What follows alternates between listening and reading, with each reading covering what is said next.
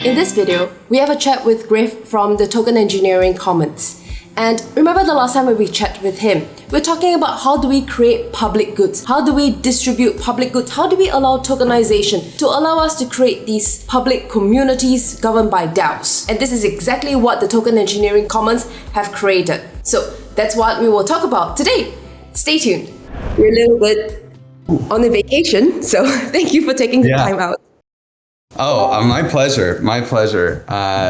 Can't miss the economics Discord for this one. You know, economics design is kind of the name of the game. So thank you so much for having me. I was just about to ask you, I think that will be a very good overview to get started. And then we'll dive into the little parameters that we can change and play around with. Totally. So the bigger why is really the common stack mission, right? I don't know if you guys saw this Bitcoin City announcement yesterday, El Salvador. I didn't realize the president was so cool. Backwards gangster hat out there, volcanoes and fireworks, and just been like, we're going to build Bitcoin City, no taxes, no nothing. And I'm all about it. I think that is the future that we want to work towards. But we have to make sure that it's our city, you know, that the people are actually in control of these things. And the idea that we can live without, taxes and governments and is real. I really do think that we can, because in the end, why should we have to pay for valuable services through taxes? Why can't people who provide valuable services be rewarded for providing those services, right? Like, this should be, and I think this is possible through economic design. We can actually solve the problems of funding public goods through economics. Public goods, this idea of non-excludable, non-rivalrous resources. This would be streetlights. This would be a lighthouse. This would be public health, public defense, public safety. These things are benefit society at large, but they don't have their own business model because there's no customers. For a business model, you have to have customers. So you have to exclude people and say, well, if you pay, then you get these benefits. But if you don't, then get out of here. And this is also, in a way, what taxes do. They say, oh, well, if you're a tax-paying citizen, then you get these benefits, right? Social services and these sorts of things. And I think that we can actually make it better than that. And I think we can actually provide valuable services at a profit for society. This is, I'm trying to get this idea of abundance economics coming out. And this is what Bitcoin does. Bitcoin prints money every 10 minutes, right? And for printing that money, it gets people who want that money to, check transactions and validate blocks and do all the mining action, right? And that is, Bitcoin provides a public good. Anyone in the world can create a Bitcoin address and receive money from anyone else in the world, peer-to-peer. It's non-excludable. Anyone can create a Bitcoin address. It's non-rivalrous. You creating a Bitcoin address doesn't affect me. It doesn't impact my experience. Now, of course, there's other benefits of the Bitcoin network, like sending money, that have their own economic system, but there is a public goods focus. So I want us to think about this as the why. This is what the Common Stack is building. We want to make people have the ability to create a public goods focused economy, a purpose-driven economy. And in effect, creating startup microeconomies that can compete to provide public services. Imagine if, instead of needing, the government to build roads, if we could actually have a microeconomy that gets the road builders and the landowners together to bottom up create a system that can actually reward the people who are building roads and decide which roads get built and when. And this is this model that we're using for the Token Engineering Commons is our pilot public goods focused economy. This is a model that can be rinsed and repeated for all kinds of public goods. So how I look at taxes is a very good coordination tool where the private sector earns a lot of profits, but then it's built upon the public the public sector. So, Google and everything is being built on things that is being researched by the universities, and government funds this thing. So there needs to be a cycle. So the way to coordinate these, shift in value being transferred in the public and private sector, usually that's where taxes come into play. You make profits go into grants by the universities, and then the cycle begins. So taxes is a coordination tool. What you're saying is that instead of using taxes as a coordination tool, you're building the infrastructure to allow that to exist without these taxes, to allow for more efficient allocation of value transfer, value creation, and value distribution. Yes, and bottom up, right? Because right now taxes come, everyone has to pay them, and then it's very top down, and the government ends up with a monopoly over every public goods vertical, right? Well, what if we went instead bottom up? No taxes, no needs, because people are creating value.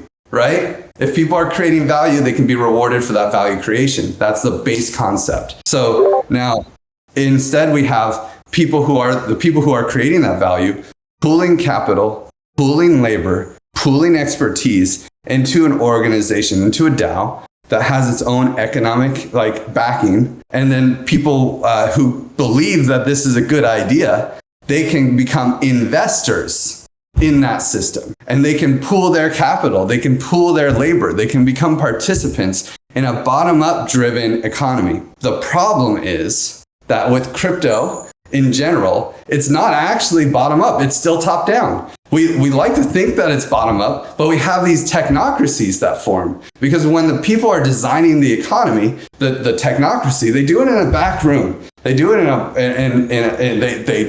they make all of these decisions. They think really hard. They put half of the information in a white paper so that people can understand what happened. But they had all sorts of discussions that were totally that everyone else is in the dark of. And so, of course, when the system needs to evolve, there's only one group of people that can actually handle making the decisions, because they have the background, they have the backstory, they know why certain decisions were made. So if we really want to do bottom-up economics, if we really want to create systems that the public can use for public infrastructure, it's important that we start without a technocracy, that the people themselves actually get involved in the economic design. Now, of course, not everyone's technical enough to do it, but everyone should at least have the ability to participate. You don't have to be a developer. You have to be cool with numbers, there was a great podcast with Deacon, and it's listen, if you want to get involved in crypto, you kind of have to be a technical person, but you don't have to be a developer. You just have to be interested. You have to be curious. And some people don't like numbers. Okay, not everyone has to do everything, but at least everyone should be, if they want to, they should be able to. So this is very, very important, because what we do, in the off-chain world that we have today, it's all about everything is decided, and then we just, the whole idea of game theory being a very important aspect of crypto is that we have these different rules and mechanisms done, and then people figure out what is the best optimal strategy or best optimal action for them to take before we figure out what the optimal outcome for everyone is. This is where crypto becomes so important, and it's so exciting to be in crypto because we get to decide and define this first step. And what you're building is basically the tool, the infrastructure for us to all come together to decide that first step, and also to do it very publicly. And that's so important, because if we want to build a very fair and, well, not fair, fair is really a subjective word, but if we want to build a more open, collaborative society and open, collaborative economy, we need to start at first step. Right now, I think what crypto has done, fantastic job, but what we have done so far that crypto has in the past 5-6 years is that we have decided step one. And you have more and more smart people coming in to decide step one, but to go to the ideal, the next 5-10 years that we're looking at, you can't ignore step one anymore. Step one needs to be open, it needs to be transparent, it needs to be accessible for anyone to come in. And you guys are building the tool for that. And that's so important. Yeah, exactly. And it's we get so stuck on the economic tooling, like the technical tooling, but really when we're going to dive into this dashboard, this dashboard was designed we didn't design the dashboard and then build a culture around it. We designed the culture and the cultural tooling that was needed to make this kind of system work. It's not just about oh, look at these cool technical tools, how do we do it? It's really, hey, we need political debates. We need space for people to discuss these things. How do let's build tools that can enable more discussion, that can make it fun, that makes it fun to participate. I don't know if, seriously, if you guys didn't see this Bitcoin City announcement, it was fun. There were firecrackers, a volcano exploding, the guys in there were aliens involved. It was really cool because that's how you get the people involved. You make it fun, you make it enjoyable. It doesn't have to be this boring, let's all sit around and do homework for 8 hours. Fantastic. So before we start the fun party, there was one question from Koja. How does bottom-up participatory economics play out in emerging economies with low literacy rates? The thing is, you don't actually, this design is not saying like governments normally do, hey, everyone has to be involved. It's saying just like a startup, we can have a startup economy, right? A small micro economy, 20 people, 50 people, but they have a focus. Their focus is building roads. Their focus is, taking care of the less fortunate in society. And then people who want to be involved can. It's open, but not everyone needs to be involved. Just like not everyone needs to be involved with a tech startup, to build Uber or something. Not everyone needs to be involved in the road building commons. But it needs to be open so that people can be involved. So low literacy rates, well, I still think people are not dumb, and we can still interact with people.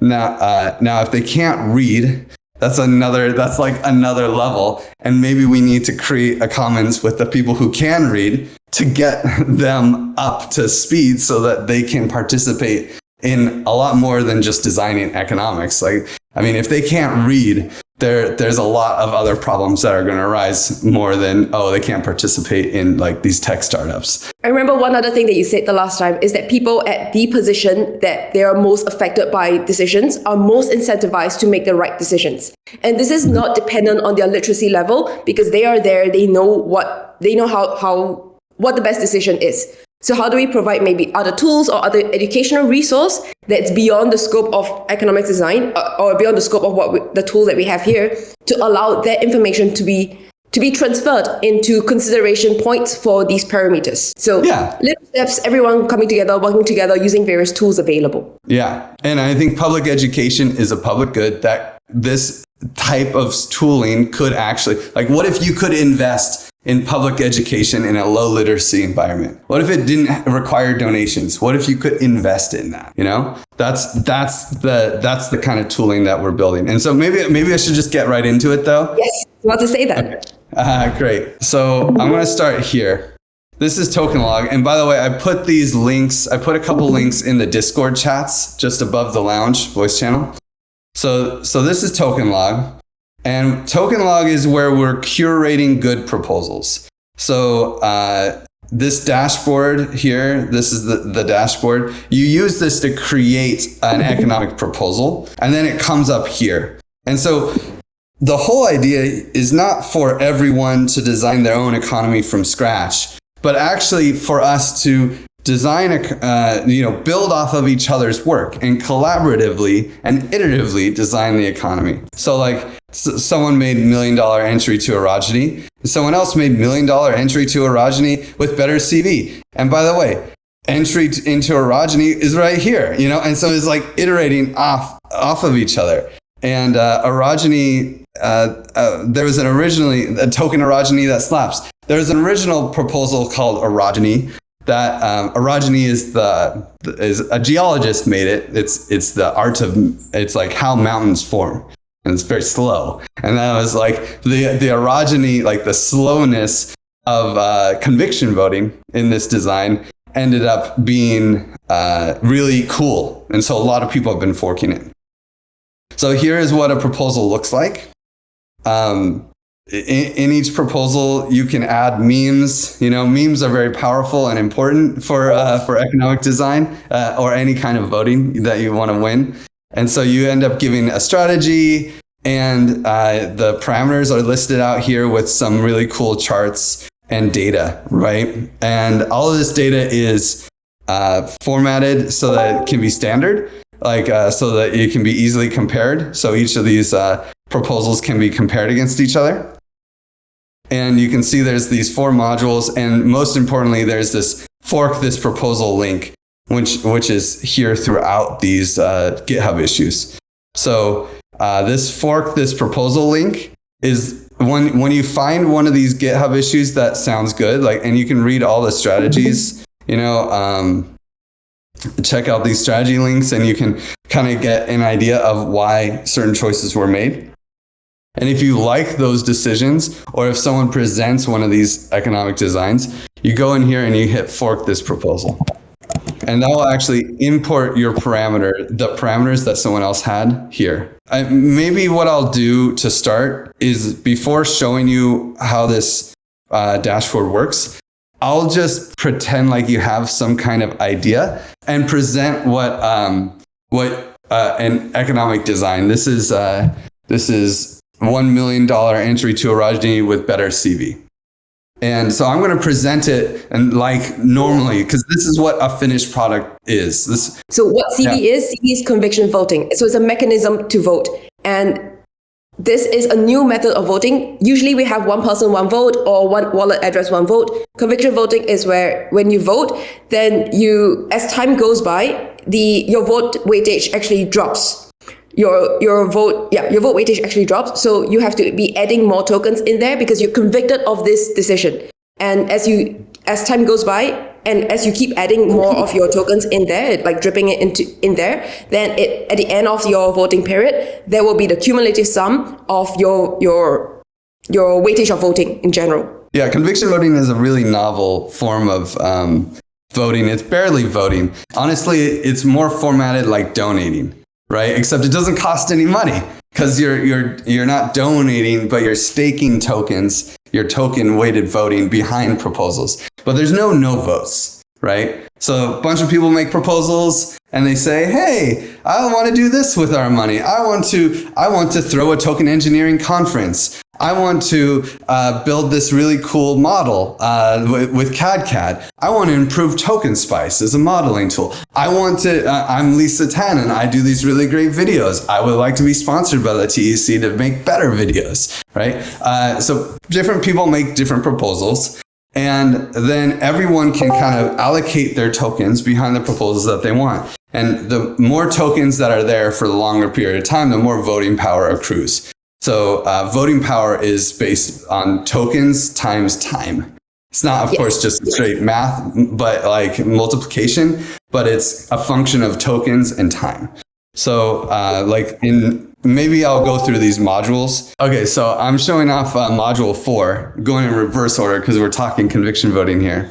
So in this module, I'm not going to explain each parameter because each one of these parameters has a nice rollover that tells you what they do. And then there's also this Learn More button. The Learn More button will bring you to a nice short blog post that you can even listen to if you don't want to read it.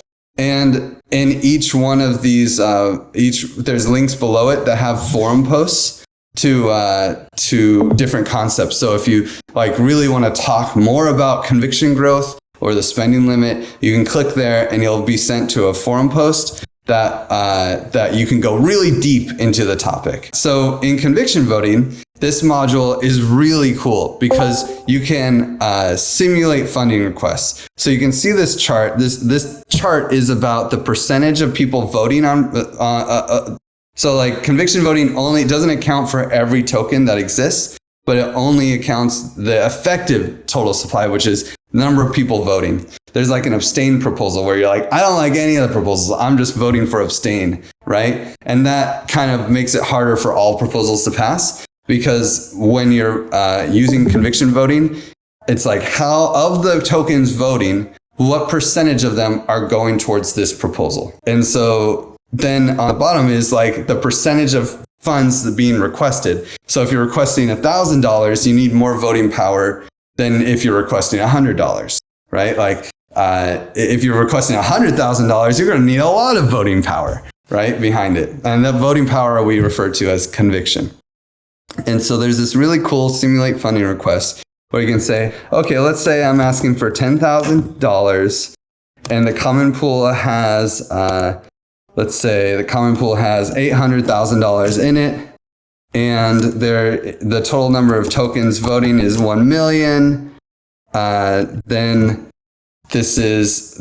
then in 7 days, right, under this scenario, with $10,000 being requested, $800,000 in the common pool, and 1 million tokens. In 7 days, if 160,000 tokens are staked behind that proposal for 7 days, it will pass. Okay, but in 2 weeks, it only needs 80,000 tokens to sit behind it for 2 weeks, and then it'll pass. In a month, it only needs 40,000 tokens. In 3 months, it needs 23,000 tokens, right? 6 months, okay, 12,000 tokens. And so you can see that under this scenario, under these parameters, there's a very strong incentive for minority opinions. Like if only 3% of people feel like this is believe that this is the best proposal, they can stake their tokens behind it, and it will pass somewhere between 1 month and 3 months. Looks like closer to 3 months, because 23,000 would be like 2.3% of a million. So this is a nice configuration. There's a reason I'm forking this one. It's with better CV. I like these CV parameters. These are nice, right? Conviction voting parameters. But let's go to the first module. So that's how module 4 works to configure conviction voting. Module 1 is, there's a little bit of backstory. This is not the first collaborative economics experiment the TEC has done. And the Common Stack thinks that actually, to start with collaborative economics, it's not about designing the economy. It's about designing the purpose, right? What is the mission, vision, values? So the first collaborative economics design cause was defining a mission, vision, values. This mission, vision, values is the mission, vision, values of the Token Engineering Commons that they voted on, and anyone could submit a submission for the mission, vision, values, and then I think there were like 10 or 11 of them submitted. And before that was submitted, of course, there was a lot of brainstorming, and then we all worked together for 6 months before we actually and built a culture, and then we defined the mission, vision, values. And our goal in the TC is to enable the creation of ethical, safe, resilient, and diverse economic systems to benefit societies around the world. And our goal is to become a Schelling point for the token engineering community. We have an economic layer, a social layer. We have certain values, integrity, curiosity, constructive inquiry. These are things that we're all aligning around, right? So that was the first step, was defining what is our purpose. We had this thing that Common Stack calls the hatch. And the hatch is how we bootstrap labor, capital, and expertise into the economy at the beginning, right? So people with expertise were able to put in capital, and people who put in labor and have expertise got free tokens. So we ended up raising $1.5 million, which is sitting in a DAO right now, and minting 2 million tokens. Those 2 million tokens will end up turning into TEC tokens. So module 1 is saying, well, with those 2 million tokens, 25% of people got it for free. That's the people who just put in labor and got some for their expertise, right? There were 25% of it is free tokens. And I think it's actually like 24%, 23.9%. And the rest, this other 76%, about $1.5 million, they paid $1 a token. And right now, anyone in the DAO can actually rage quit, and some people have. They can rage quit, and they can get 75 cents for every token. So I'm saying these numbers because they're very important for this module. You need to know there are 2 million tokens out there. Each token can be rage quit for 75 cents. Most of the tokens were bought for $1.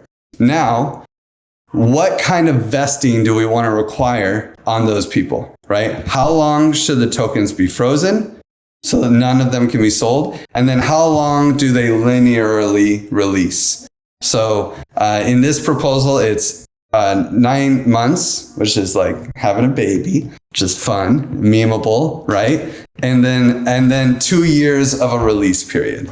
And we're saying that the opening price is $1.40. So you can kind of say that there's a price floor at $1.40, because none of these people can sell their tokens, and the way bonding curves work, that means the price, literally, this is not like a suggestion. This is not like Bancor's price floor that they had several years ago that just broke through. This is mathematically, the price cannot go below this number, at least not on the primary market of the bonding curve.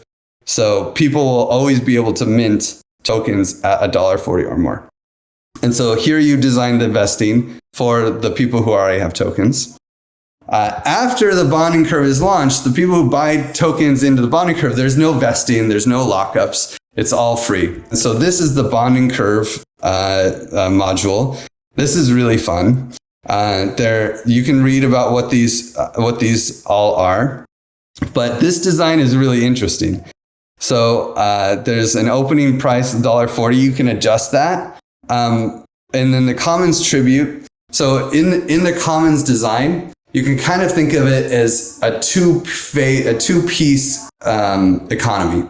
There's the conviction voting pool, the common pool, which is actually is basically a decentralized grant giving organization, and people who have tokens can vote on how to distribute money to people who are doing good work in token engineering. Right? So it's kind of like, it's just a, free money machine. Hey, where do we send money? Right? But then the economic arm is this bonding curve. And the bonding curve needs capital so that it can have, a strong, like the more capital it has, the less volatile the economy is. The less slippage there is when you're buying into the bonding curve, the larger purchases can be made without like changing the price.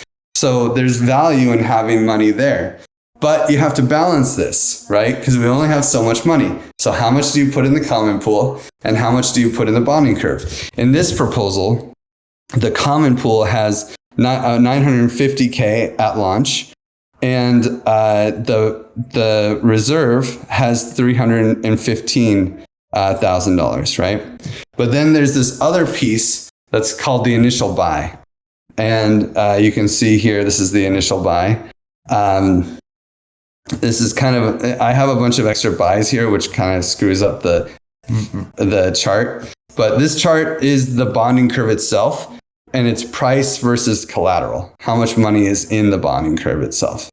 So when it starts, we're here. We're at this dot, which is 315K. But the community, the Token Engineering Commons, is pulling back $250,000 to buy TEC tokens at launch so that it has tokens to collectively govern, right? Because the DAO itself doesn't have any tokens unless it does this initial buy. So it's going to buy 250. So at the opening price of $1.40, there's this many tokens, about 2 million tokens. And the DAO itself is going to buy $250,000. And there's going to be a tribute that goes to the conviction voting pool of $65,000. That's this entry tribute. This is why it's really high.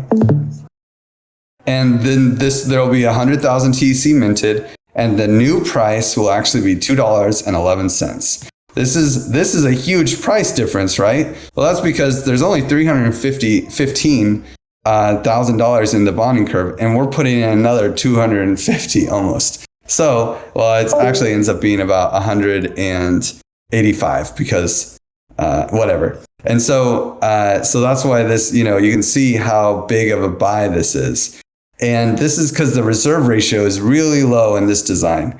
This design's focus was to get $1 million in the common pool at launch. And so it does it by having a high tribute and a high commons tribute and a high entry tribute. And then what's cool is you can explore the bonding curve, right? You can add steps. So these first 3 steps are default, but then you can add more steps. And so you can kind of experience the bonding curve. What happens Next, okay, someone buys $5,000. This many TEC are created. Okay, the price is 212. Interesting, right? Okay, what happens next? Let's say someone buys 100,000. Oh, wow, that moves the price to 239. And so you can kind of like feel the bonding curve. So that's the bonding curve module. Quick question. Yeah.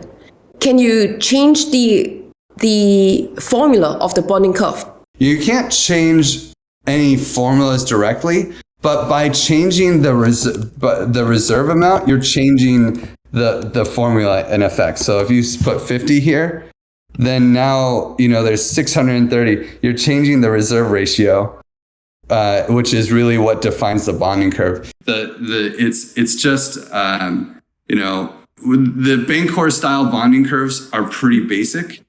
They're just the reserve ratio is, let's see how it's defined here, but it's effectively the collateral in the curve divided by the market cap price times the supply. And so this is a constant in the Bancorp style bonding curve, which is what we're using here. You can't switch out the bonding curve. All these things have been audited, and we're saying this is the configuration space. But you can change what the reserve ratio is, which effectively changes the formula. So you do that by changing the commons tribute and the opening price. Both of these things will affect what the reserve ratio is. And so you can kind of, by changing these two parameters, you are determining how strong the economic design is, right? The higher the reserve ratio, the less volatile the currency is. And then we have modifying the commons. So, the economic design, we have conviction voting, we have the augmented bonding curve, we have all these tokens that exist. But what if we want to change the entry tribute, for instance? Like I said, this economic design assumes that we will vote to change the entry tribute every month. So this is the DAO that votes on yes/no decisions. Conviction voting is just for spending funds. And then this is for how do we decide if we want to change the entry tribute. So support required, all these things. There's delegation, there's a quiet ending period, and all these things. But this is all pretty basic.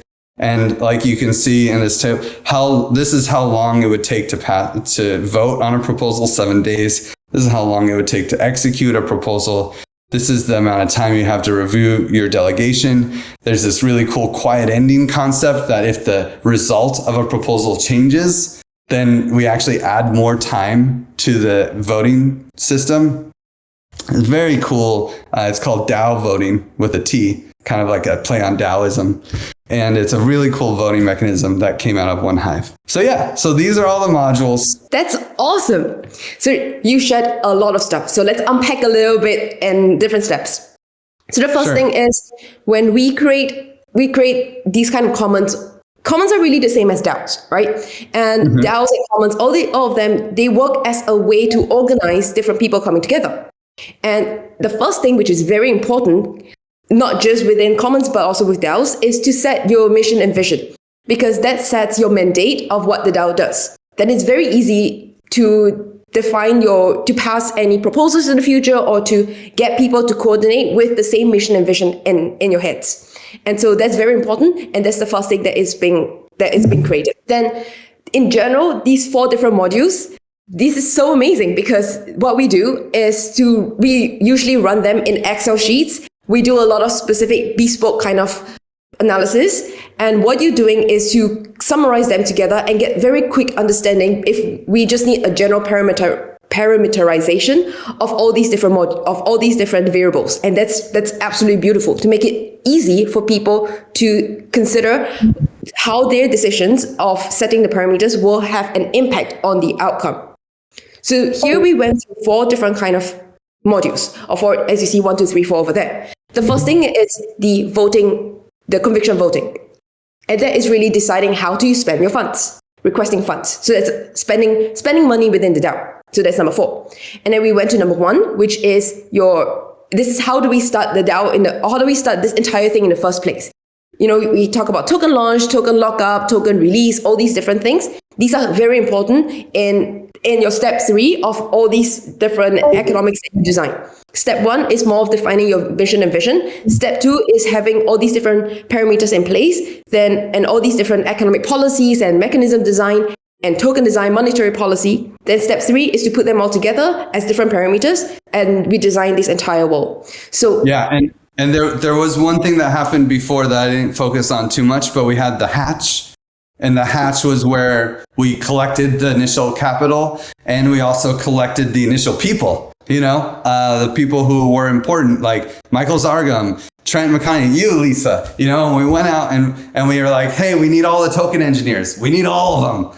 Let's get them. Let's get the people with expertise involved. Let's reward the people who are putting in labor for a year to make this a reality. Let's find a win-win solution so capital can be collected, right? And then we ran the hatch, and people put in $1.5 million into the hatch to fund, token engineering public goods, and then that was now that we have defined these very sticky parameters, like how much money do we have to start with. It makes parameterizing the bonding curve and conviction voting way easier. So yeah, that was the first mission, vision, value, first cultural build, then define mission, vision, values, then do a hatch, then do the collaborative economics on the final economic design.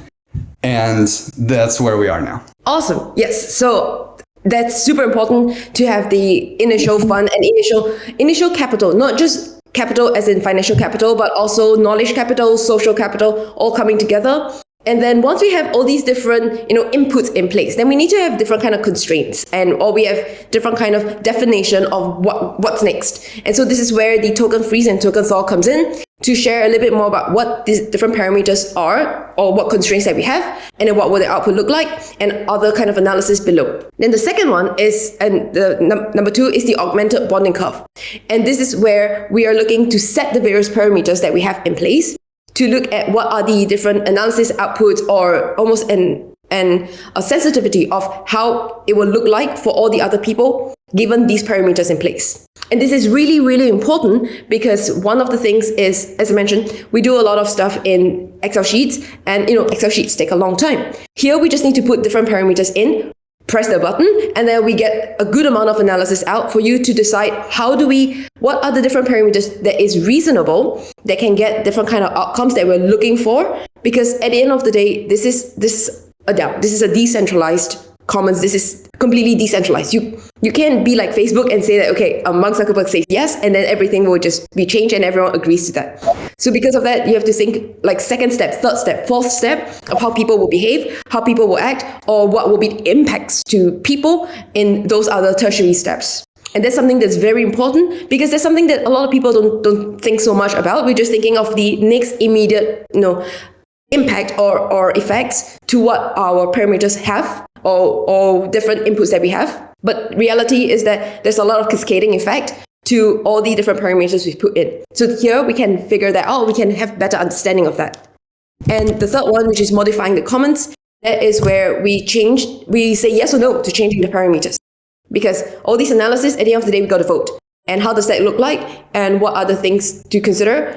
It's all there under modifying the comments. And this is really modifying the comments and like collaborative economics and DAOs. Really, I think it's understated, this idea of deciding how to decide, right? With a DAO, the way decisions happen is defined early. So you decided how to decide. You decide how to decide here. It's like, for a yes vote to go to pass, is it 80% of people have to say yes? If 21% of people vote no, then it doesn't pass. Or should it be 75%? Most DAOs are 50%. I think that's dumb. Personally, I think it needs to be way higher. And you can see that in most DAOs, the final vote is like 93% or higher yes, right? So that's why if no one's going to vote no, if it's not reasonable to pass, to actually stop a proposal. So making a higher support is important. How long should votes last? This is deciding how to decide in advance. Awesome. Very, very important stuff. And, as we're building this ultimate goal of the whole decentralized world, there are a lot of tools and infrastructure that has to come in place. And this is definitely one of them. Okay. Yeah. What I wanted to ask was this particular application which you, demonstrated, Griff, kind of a white label one which can be used by other initiatives, say like emerging economies. That's exactly the intention.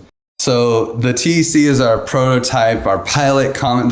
So there's the common stack. The common stack, we want to design, thousands of these. We want to enable communities to design thousands of these economies. And we want to make it fun and easy, and we're building all this tooling, right? The TEC is a DAO that's specifically focused on advancing token engineering.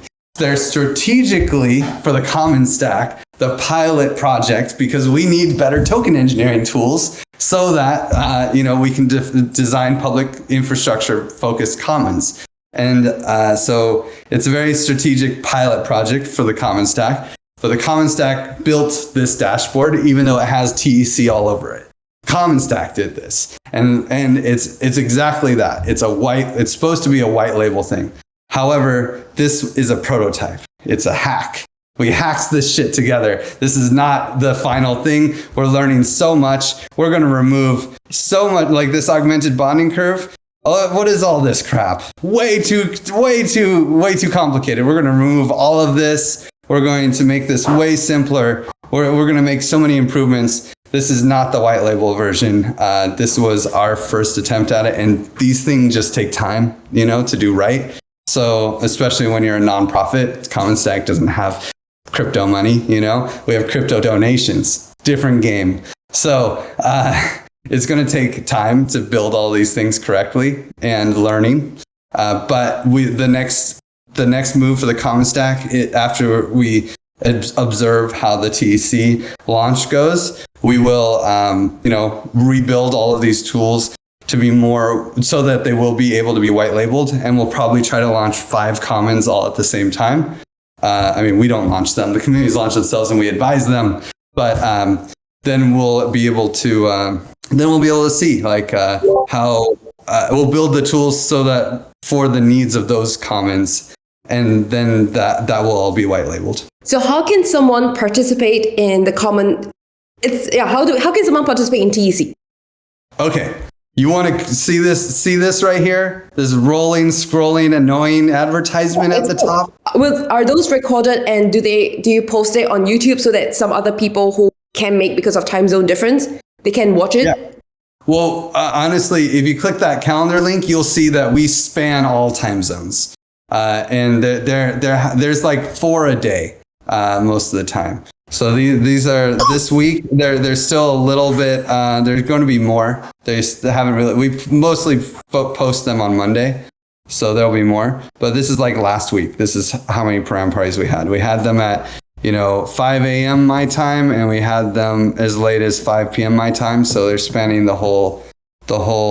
These would be great for Asia, I think. This is 12 p.m. in Europe. So I think it's, right now it is 3 p.m. in Europe. So it'd be 3 hours earlier. This is where we are now. So yeah, you can come to any of these. They are recorded, but honestly, that's not how you do collaborative economics. It's not through watching a recording. It's by active engagement, collaborating, making a proposal, presenting it, debating it, and then being challenged and improving it, and other people watching the debate and being like, yeah, I agree with some of those questions about that one. I'm going to fork that proposal and include some of that information that I learned from the debate, and I'm going to make an even better one, and I'm going to the debate tomorrow, and I'll show them what's up, and my economy is going to be the one used for this $1.5 million. And that's the cool thing. You can design a $1.5 million economy. Your parameters can actually go in, because this isn't Vitalik deciding 32 Ether. This is the community deciding how do we want to use, what bonding curve do we want. So, but you do want to get this stuff going really quickly. We will actually be doing the final votes like in about 4 to 5 days. People are going to start voting over the next weekend. So like that's when we're encouraging everyone to vote. And this week it's a lot of debates. And so you want to get your parameters set in as early as you can. And actually, let me show you how you submit a parameter set. So let's say that you came in here and you're like, yeah, you know, this is a nice parameter set, $1 million entry to orogeny, but actually maybe I'm just going to make it like, I'm going to change this because I think the bonding curve is too, the bonding curve, like reserve ratio was too low. This is like, it was 11%. I'm going to make it 16%. And we'll only have like 900K in the common pool. But otherwise, I love it, you know. So I'm going to go in here and say forked, 900K common pool. And then I'm going to say, just cross that out. 900K answer to orogeny with better CV. Fork. Whatever. I could be better, but we have, why bore you guys with me typing? And then you click submit proposal. And boom, you'll have submitted a parameter set that can be voted on token log. It takes some time because it's like making pictures of all the things. But yeah, and then it'll pop up here in token log. And if it's a serious proposal, you want to either, if you have TEC hatch tokens, or you want to go talk to someone who has TEC hatch tokens and have them put just a couple votes behind it so that like all the serious proposals kind of float to the top to be forked. And then people will continue to fork these proposals and present them at the debates. But you want to be careful not to vote too hard on any of these proposals because you can't take your votes back. And we will do the real voting next weekend. And in about 9 days, the top 3 to 5 parameter sets will be chosen for a runoff vote. And then we're using quadratic ranked choice voting, which as far as I know, it's the first time that ranked choice voting has ever been used quadratically. So that's kind of cool. I don't know of any other quadratic ranked choice voting, but ranked choice voting is really cool and you should check that out. But we're going to, to avoid the plutocracy and because we have strong identity, we can use the quadratic approach. And from those top 3 to 5 proposals, the chosen one, the one that was chosen, will actually be the economic design.